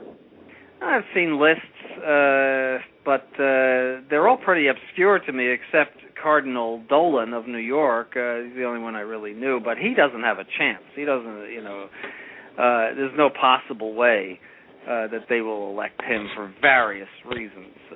But it's just hard to tell. They could go any way, and it could be a very obscure person. Okay. All right. Thank you, Your Excellency. All right. Thanks for the call. Father, did you have anything to add? On that, I have an initial impression, an initial feeling that some of the things that Benedict XVI did that were part of these traditional trappings were too much for others in the hierarchy. And that I feel that there may be a backing away from some of that in the next candidate that they get. Sure, they'll try to sell it as continuity, but I think perhaps not as explicitly as Ratzinger tried to sell it. But that's my opinion, and I'm not much of a prophet, so. I think there's merit to that. There's a lot of the hierarchy, Novus Ordo hierarchy, that is dissatisfied with Ratzinger's, let's say, eagerness with regard to the traditional movement. Yeah, because, I mean, if I were, I suppose, some sort of conservative cardinal, and I looked at what he did, for instance, with the Society of St. Pius X, I would probably say that, well, you had gone too far. There's nothing that you can do with people like this. Why continue? Why bother to make the effort? Obviously, it's not going to go anywhere. You're just going to get a black eye for it. I mean, I can see someone who's a conservative saying that. So, we've got a couple questions in from Twitter, which I think are interesting. Two of them, and I think Father can take one and His Excellency can take another. What will happen now to Bishop Fillet that Ratzinger has resigned? Who will try to sell out the SSPX to him? And I guess basically, who's the person you're going to sell out to now? And the second question, any advice for how to explain Benedict XVI's abdication to Aunt Helen? Does this actually matter for Joe Sede? So the first question on Bishop Fillet is what? That who is he going to sell out to now? Right. Well, that's sort of a rhetorical question. I mean, my personal feeling is that now things are going to settle down to the status quo ante for the Society of St. Pius X, that they're going to continue to say that, well, we would like some sort of reconciliation at some point with the Vatican, and we'd be more than happy to continue discussions with them, etc. But no, I don't think anything's going to happen at this point. I think that if anything was going to happen, it would have happened under Benedict XVI. But I think with his resignation or death, I mean, that's sort of the stale date of the deal. That it's not really going to be good after that. So I think they will go back to their previous status with the Vatican, and that nothing more will develop for an awful long time. So I hear perhaps them talking about it a little bit, but I don't think that there will be the extent of the dealings that we've seen in the past. And the second question? The second question is, how do you explain the abdication to Aunt Helen, and does this matter to Joe Sede? Well, no, I think just the same way that Bishop Sanborn explained it, that it seems to be something that that Benedict XVI gave the real reasons for, and that we should more or less take it at face value. With the understanding that he tried to sell this idea of Vatican II as being continuous with church teaching in the past, but it really still isn't. So in the day-to-day world, it doesn't make too much difference to us. All right. Well, I'm looking at our caller queue. We definitely have less time left than we have room for callers. So those of you who are in the call queue who are proficient with the Internet, I would encourage you to go to Twitter to post your question and hang up. And that way you'll get your question answered because I won't be able to. There's more than 10 calls in queue, and we won't have time. So you're to answer going 10 to announce questions. states? Yes. Anything from we're going to have a lottery for which, but the states that are next, I think I've got Colorado, Florida, and Washington. So those of you who are in Colorado, Florida, or Washington, you can hold out hope that your question will be answered. The rest of you abandon all hope that your question will be answered. But please go to Twitter and ask your question there, and I will try to get to that. Also, we're going to go full-time on our show, but I'm going to spend 5, maybe 7 minutes with His Excellency on the back end talking about one or two of the things. I'm sure some of you may have been very, very scandalized who've never tuned into our show before that His Excellency postulated that Benedict was not a true pope, but we're going to go over a couple of his teachings that he's given out in the last few years that are quite surprising. And you won't be able to hear them in our regular broadcast, but after the show wraps, if you download the podcast and fast forward to the end, you'll hear the last 5 or 10 minutes. That discussion will be there off the air but available for download. Okay, we'll go to some of our last callers. From the state of Florida, you are on Restoration Radio with Father Chicata and Bishop Sanborn. Hello? Hello? Okay, can you hear me now? Yes, we can. Yes. Okay, excellent. Hi, Father and Bishop Sanborn and Stephen. I actually had a couple questions that I had posted on as a comments on the radio show, but I didn't know if you saw it on there, so I just wanted to make sure they were answered. They're kind of associated. The first one was, is it possible for heretical cardinals to elect a valid pope? Father Chicata and I will disagree on that. Which would you want to hear, both, or do you want to hear one? Well, I guess both. All right. Well, I'll go first. The position that I hold is that while they are heretics de facto, which means in the real order, they are not heretics in the juridical order because they have not been declared so. And therefore, there are no juridical effects of that, and therefore, their heresy does not affect their juridical ability to elect a pope. See, so it's something like if for example, in normal crimes, the fact of the crime comes before the juridical declaration of the crime, which happens in court. So somebody could be an axe murderer, really and truly, but he doesn't become an axe murderer before the law until he's condemned in front of a judge. See, so that's what we're saying concerning, or I'm saying, concerning those people, that they are heretics.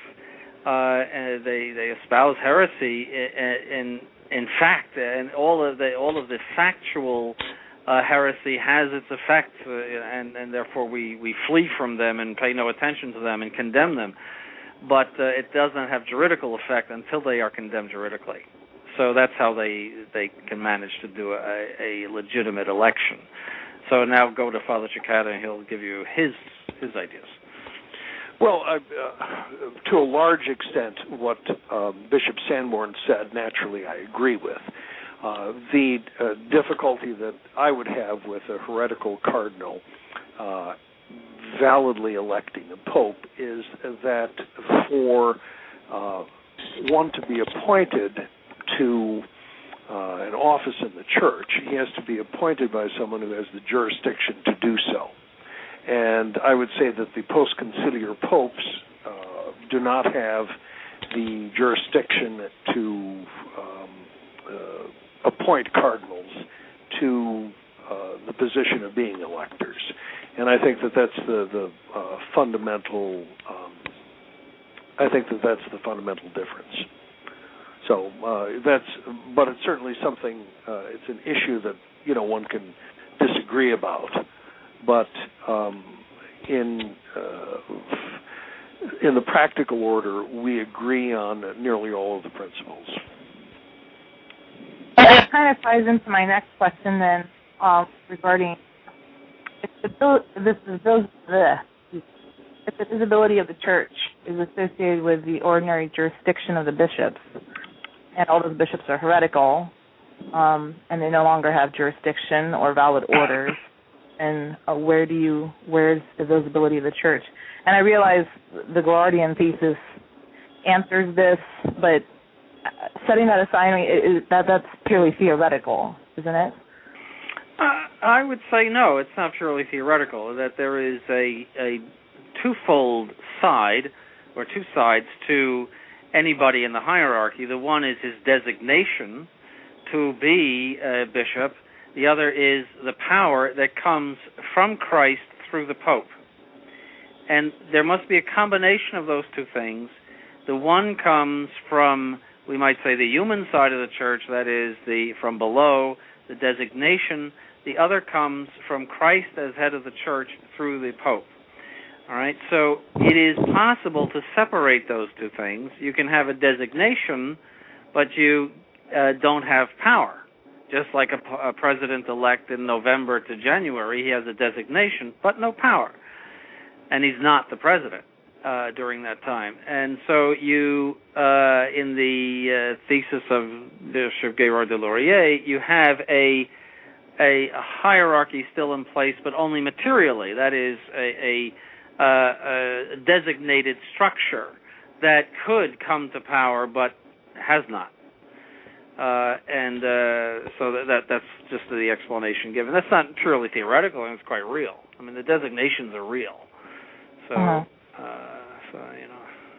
don't know if that explains. Father Sakata, do you agree with that?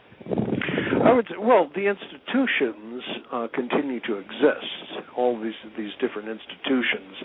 You know, the office of, let's say, the Archbishop of Cincinnati continues to exist, and so on throughout the church. But the question of so from that point of view, the institutions continue to be visible.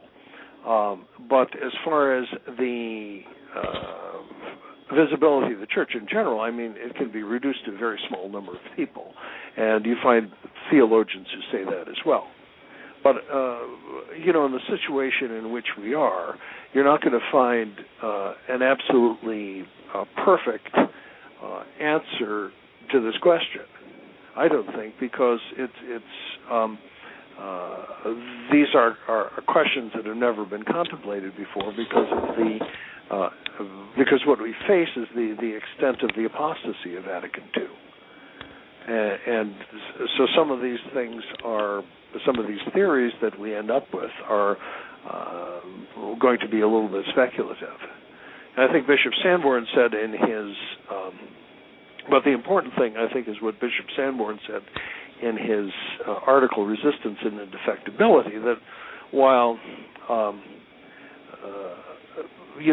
some aspects of sedevacantism may cause you to end up in mystery as to what's to come or how the solution is ultimately going to be resolved, you do not end up in contradiction. And if you accept the entire legitimacy of the Vatican II hierarchy as true bishops and true popes, you end up in contradiction. Yes, perfectly true. Yeah, and we're not going to be able to answer everything perfectly. Mm-hmm. I suppose my fear is that it seems like we're trading off. Either we're trading in the visibility of the church for the inerrancy of the church. Is like you know what I mean? Like the society is trading off. That's a real good question. But the thing is that the visibility of the church is as the column of truth, and maintaining that the Novus Ordo hierarchy, that they have to be a real hierarchy because of the visibility of the church. It doesn't get you to the column of truth because they're teaching heresy and error.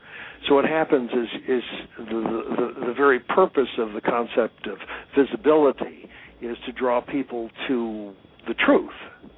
And you don't get that by maintaining that the occupants of the Vatican and the diocesan sees are true and legitimate hierarchs with jurisdiction. In other words, to use an analogy, a pile of dung is plenty visible, but it is not the column of truth. Yeah. And to say, well, we need a visible church, therefore we're going to call the pile of dung the church, doesn't solve your theological problem. Okay. Does that answer your question, caller? Yeah, enough. Thank you so much. Thank you. Thanks. Very good question. Okay, so I think we're going to have time for one more question. Those of you who are joining us, you are listening to Restoration Radio. Our topic today is the resignation of Benedict XVI. We are joined by Bishop Donald Sanborn from Most Holy Trinity Seminary in Brooksville, Florida, where it's significantly warmer than it is here in Kansas City, Missouri. And we're also joined by Father Anthony Cicada from St. Gertrude the Great in Westchester, Ohio, where it's maybe just a little bit colder than it is here in Kansas City, Missouri.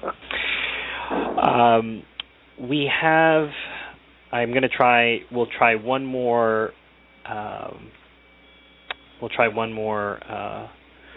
phone question, and then we'll try to wrap up. So let me see where this person is calling from and see if that little trick works.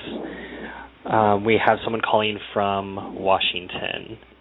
Caller from Washington, you are on with Father Cicada and Bishop Sanborn.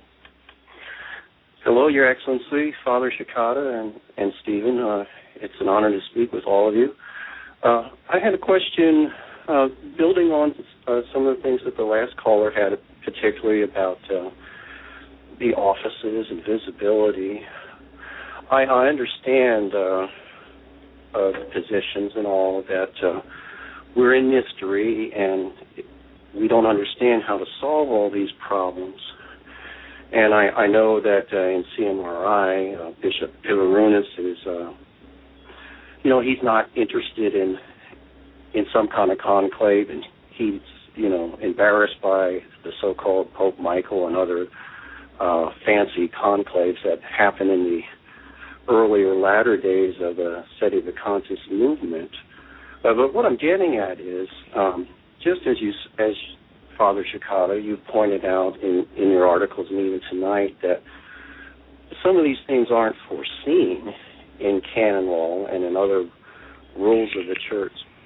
Do you ever foresee a time, even though you may not see it now, do you ever foresee a time where maybe the traditionalist movement could come to a point where they, even if they weren't like a big society, say, of the SSPX, but that they would decide to meet together to deal with this issue if we were big enough, or, that we represented Catholics a little bit more, and we did these movements, even if they were loosely organized, such as yourselves, that you were able to meet together and agree on this. Do you ever foresee a time that might happen regarding to deal with this issue of the offices, and particularly the papacy? Well, I don't think that theoretically that would be possible from the point of view of church law, because one of the important principles in church law is that if someone occupies an office, is functioning in an office, but is somehow doing so illegitimately somehow. Let's say someone who occupies the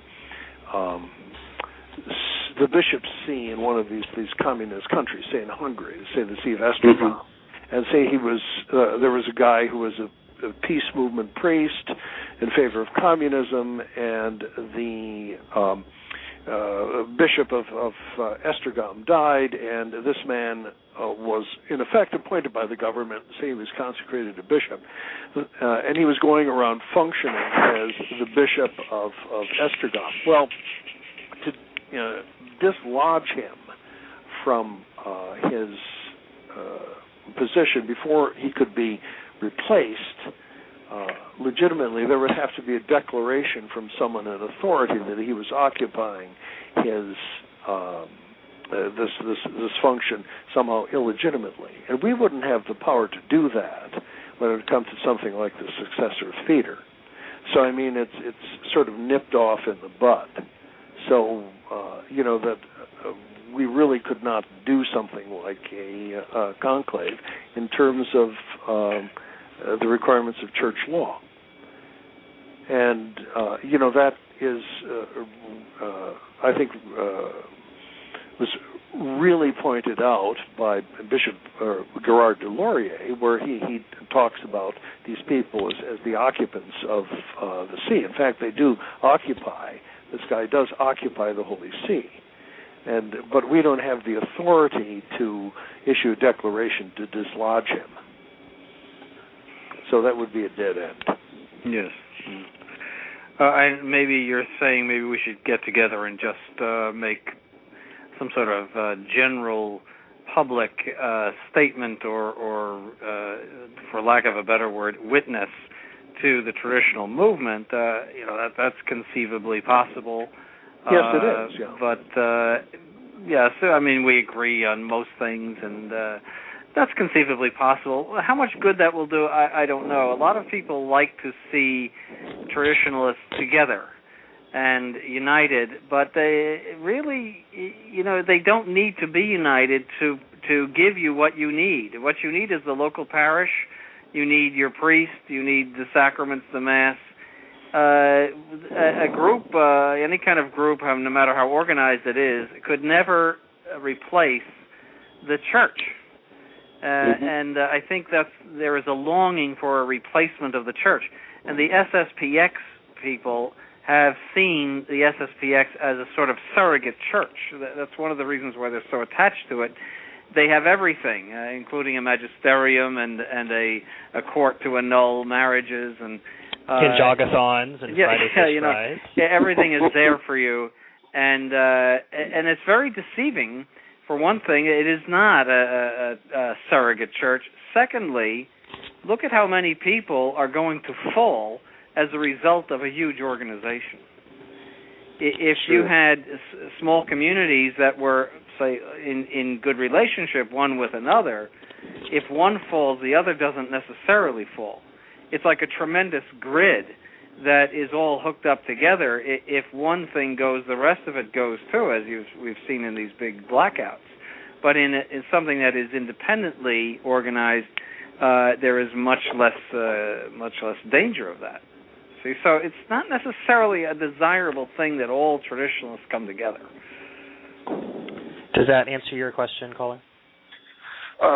Well, yes, I do appreciate, but in another way, I could just say, but Your Excellency, that the divine constitution of the Church itself is set up that way, that it's one man running it, and we look to it, and so it does. Yes, it does have its weaknesses, and it's been usurped. I guess without disagreeing. I'm sorry, caller. I'm going to let you finish your question, but I just need to announce to anybody who's listening on the live stream that in about 30 seconds or so, the stream is going to get cut off, or you're going to hear us continue to talk. All that will mean is we're going to finish up this conversation. We'll also talk about some other things. Then the show will wrap, and then the podcast will be available. So in about 15 minutes after you hear the stream cut off, come back and you can download the full show and then fast forward here to the final 15 minutes, and you'll get to hear some of this conversation, which we'll continue to do now. I'm sorry, caller, go ahead with your question. Well, thank you, and I really appreciate what Your Excellency and Father Shikata were telling me, and I thank you for that. And again, I'm just asking hypothetically these type of things. I'm just saying that even the divine constitution of the Church has that problem that the modernists have usurped the offices that way because it is top-heavy, shall we say. And I'm just wondering, though, if eventually, if things aren't getting better, we might have to face the reality that, Pope Pius X saved us from, but Protestants during that time period, if you study the Presbyterians and other mainline denominations, they their whole organizations from the the hierarchy of the assembly were taken over like what happened to us at Vatican II. And eventually they were trying the same types of things, but eventually what happened with a lot of those Protestants, and I realize Protestants, you don't want to compare it to the church, but I'm just saying something similar happened. Their hierarchy was usurped, and eventually they had to face the fact that they were starting another organization. And I just ponder these things. I'm not a canon lawyer. I'm just a layman and all that. But I appreciate what you're saying. But I'm saying since we're in such a mess where even things haven't been foreseen like this, and not everything is mapped out like that. I just think about those kind of things and wonder what's coming next. We will never, ever establish a counter-organization to the Catholic Church. Not ever. Mm-hmm. We would die before doing that. We are a stable in the storm, and we will always be only that, a stable in the storm that is a place of refuge in a very difficult situation in which we don't have any ordinary and canonical jurisdiction, but we have a true jurisdiction to give the sacraments, but not according to the normal canonical forms. But we will never ever do what Protestants did. Don't forget, Protestants have a whole different idea of the church from what Catholics have. And it's just repugnant. The very idea of establishing some sort of counter-organization to the Catholicism is totally repugnant. So, I don't think that the analogy is there, and I don't think there's anything to fear there. Okay. Thank you, Your Excellency. Yes. All right. Well, thanks for the call. You're welcome.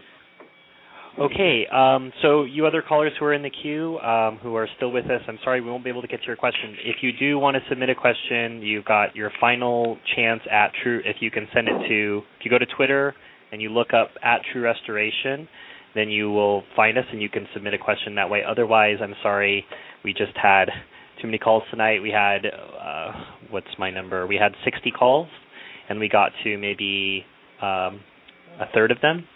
So sorry we missed you, but I'm going to leave you on so you can continue to listen to the stream.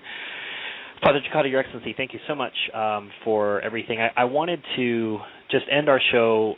As I said, Your Excellency, you might have shocked some people in the beginning by telling them that you don't consider Benedict to be the Pope. Most people are used to hearing that he's very traditional and he's very conservative, and check out, he's got the fanon on and he's got the red shoes, and he's the real deal. Mm-hmm. I thought two of your articles, one called Damning Limbo to Hell, which you did in January of 2006, shortly after Benedict issued an opinion or a ruling or a teaching on limbo, and also Contraception, which is actually more recent, so something at the beginning and at the end of his non-pontificate.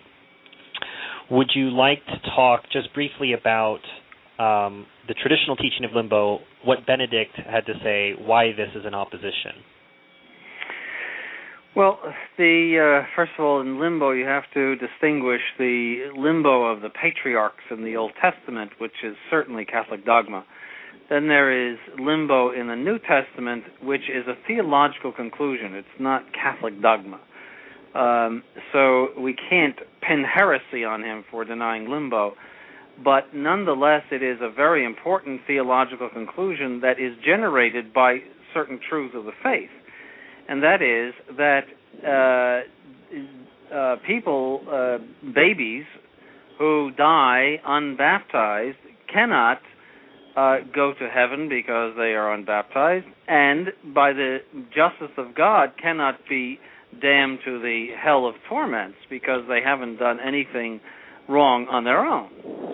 So the conclusion from those two articles of faith, the justice of God and the inability to enter heaven without sanctifying grace, it generates the existence of limbo, that there must be a place in which souls that are in that category go.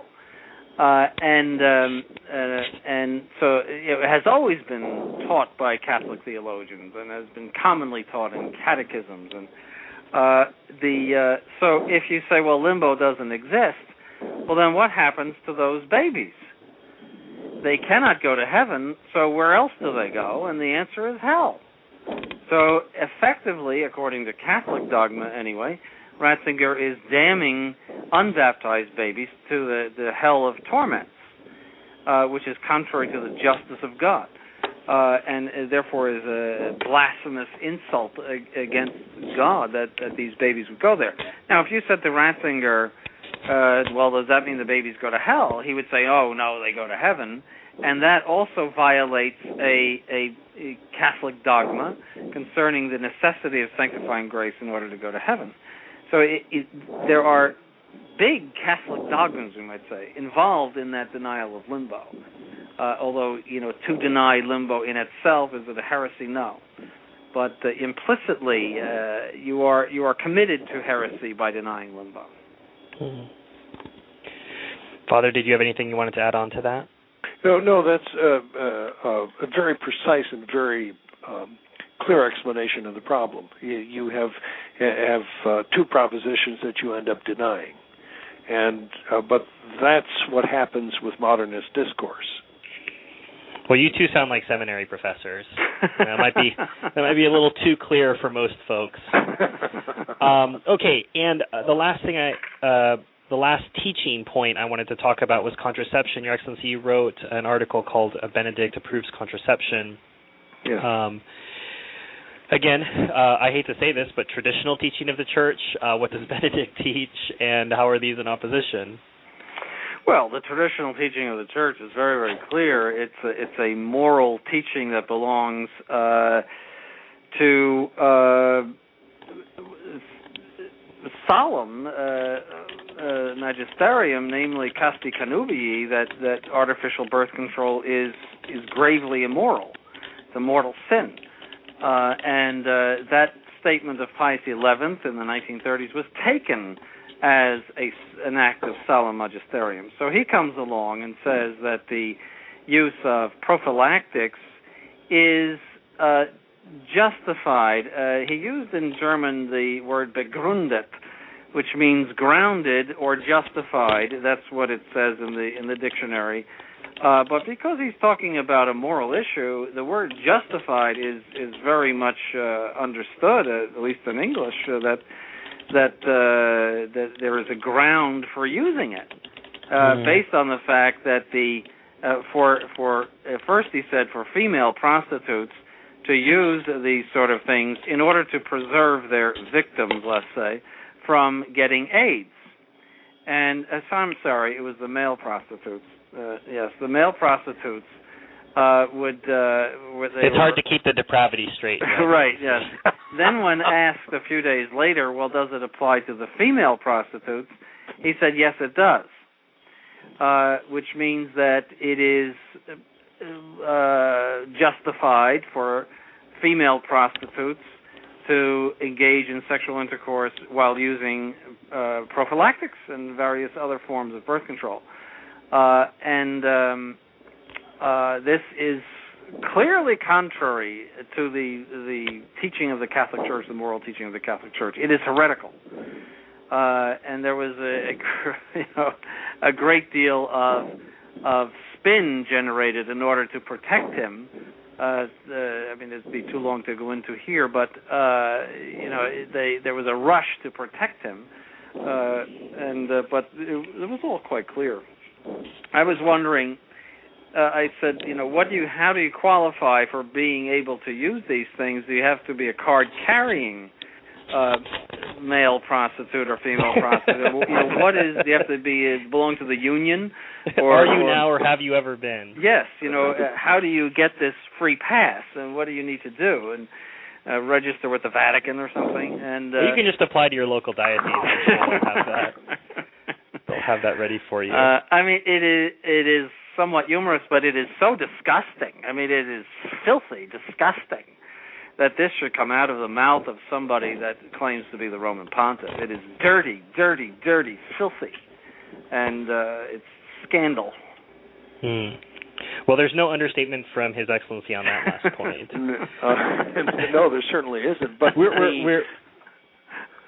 we're getting close to Lent, so it looks like Benedict XVI will be giving up the papacy for Lent. I don't know how either of you are going to be topping that. So you'll have to think long. I think he's given it up a long time ago. No more red shoes. He gave up a claim to the papacy. Yeah, no more red shoes. Your Excellency, Father, thank you so much for your time.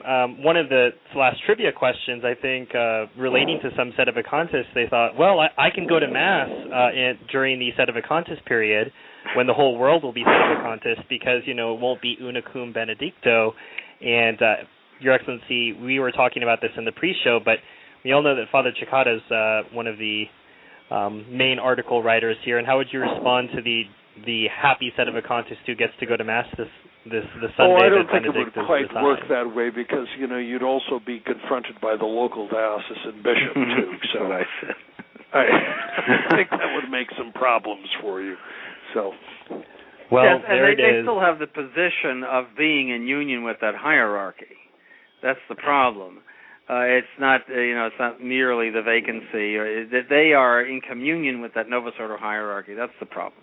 Well, Your Excellency, that's the conciliar church. That's not to be confused with the Catholic Church. And we'll take a 1-hour Eucharistic fast, but we'll resist the catechism. And, well, I can't keep track of all of it. But you've been listening to Restoration Radio. Our guests tonight have been Bishop Donald Sanborn, rector of Most Holy Trinity Seminary in Brooksville, Florida. I have linked to the seminary website on Twitter if you'd like to donate. We're always looking for benefactors to help the young men who actually in this dark period of time would like to complete a foundation. And if you'd like to send a donation to His Excellency, you can send it to Most Holy Trinity Seminary, 1000 Spring Lake Highway, Brooksville, Florida, 34602. Again, 1000 Spring Lake Highway, Brooksville, Florida, 34602. They do accept cash, and large donations are not ever turned away. We got some relief from Father Anthony Cicada, who came in to help Bishop Sanborn, been answering question after question. Father Cicada pastors at, that sounds so Protestant to say that, he assists at St. Gertrude the Great Roman Catholic Church in Westchester, Ohio. And I've referenced articles that both of these clergy have written on Twitter today, including Resistance and Indefectibility, which was cited multiple times today during the show. Those are all up on Twitter, so you can go read, do some research on your own, and learn a little bit more. If you'd like to support Father Cicada's work, you can send donations to 4900 Rialto Road, that's Rialto Road, Westchester, Ohio, 45069. And you can also pay both of the clergy with wine. Just make sure that you send it before Lent, or just mark it for don't open till after Easter. And that's one way that you can compensate our priests for their hard time. We are, after all, Catholic and not allergic to alcohol. There were lots of other questions, Your Excellency, but I think some of them will be answered in the Trad Conspiracy show later this year, which Father Cicada will be on, and the Universal Ordinary Magisterium show, which Bishop Sanborn will be on, confronting some of these other things that people contort themselves with, like canonizations and beatifications and that kind of thing. But thank you so much for joining us. We will leave you with Tuus Petrus. Again, thank you so much, Your Excellency, and thank you, Father, for your time. Thank you, Steve. Thank you. Goodbye. This program was brought to you free of charge by the sponsorship of Novus Ordo Watch. See for yourself that the Church of the Second Vatican Council is not in fact the Catholic Church of the ages. Go to novusordowatch.org.